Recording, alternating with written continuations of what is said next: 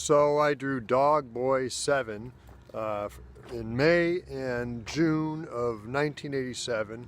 Fantagraphics put it out in like July or August of 1987. I really sat down and focused on just spending a lot of hours. I was like going practically around the clock. I wanted to finish that issue and get my advance check, man. I was running out of money, but I was so focused, man. Also, I didn't have enough money to buy a new Winsor Newton Series 7 number 2 brush, which is what I like to ink with. So I had all these synthetic brushes. I didn't like how they looked quite as much, but they were okay. And I had some, so I used them. And so this issue is sort of like the high point of this sort of like uber crosshatchy style I'd gotten myself into at the point. And I was using a lot of white gouache, like Dr. Martin's or whatever. And I'd go back and I'd ink over a lot of the cross-hatching stuff. I'd go back in with white. It was really fun to lay down these textures and stuff. But oh my God, it was so labor-intensive. Anyway, it's an issue, maybe one of my favorite issues, maybe my favorite issue of the Fantagraphics 10-issue run of Dog Boy. Boy, it's just, it really ran through my joy, my hopes, my dreams. A lot of humor, a little bit of slapstick, transcendental dreams that I'd been having where I like was swimming through rock and like turning into a whale and all kinds of stuff like that. And, anxieties about being out of money and having nothing left to my whole estate but clean laundry and 2 beers. Whoop, make that clean laundry and 1 beer. Whoop, all I have left is clean laundry, folks. Well, let's take a look at Dog Boy number 7 from Fantagraphics. Here it is. Here's the cover of Dog Boy number 7 from Fantagraphics. He be Doog Boog. He's Mr. Sneakster. Bebop. I like this cover.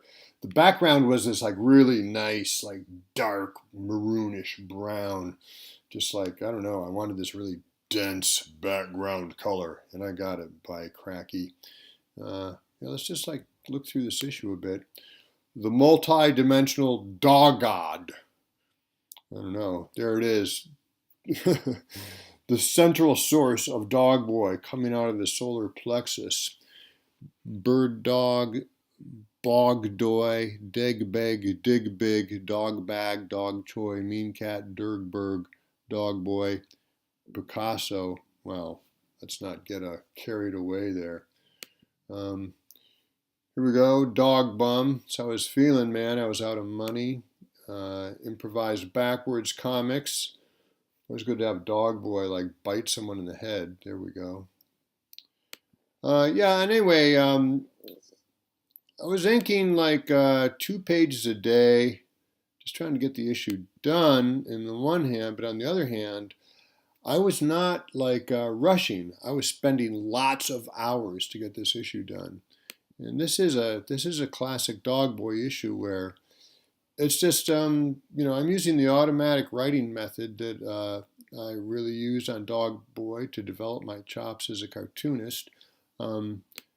I'll frankly say it wasn't until a little later that I completely, at least in my mind, gelled as a writer. But this is worthwhile stuff. We're covering some cool ground here. I like this. It's a swamp, a bog. I'm stuck in it. I'm bog doy. Woe is me. My life is over. But then, dog bag comes around. All you gotta do is slip a partially ripped bag on your head. Dog bag. Yep. This was like the kind of pinnacle of the automatic writing style, because after this, the last couple issues of Dog Boy after this, I went back into actually writing a script. Oh, here he is with hot salsa. Look at that. He's in the supermarket. I like drawing that panel. That took a few minutes. But, I'd reached this sort of like end point with this automatic writing style. From there, I'd like kind of wrung that towel dry. Woof, woof, I must eat them all. And, I'd been through these tropes enough times. So it was time for me to move on. Please hug me, Mama. Ah, my son's a garlic eater. That's right, man. Eat a lot of garlic and you'll have 9 lives like a cat. It's a fact. All right. Thanks for looking at this with me. Good day.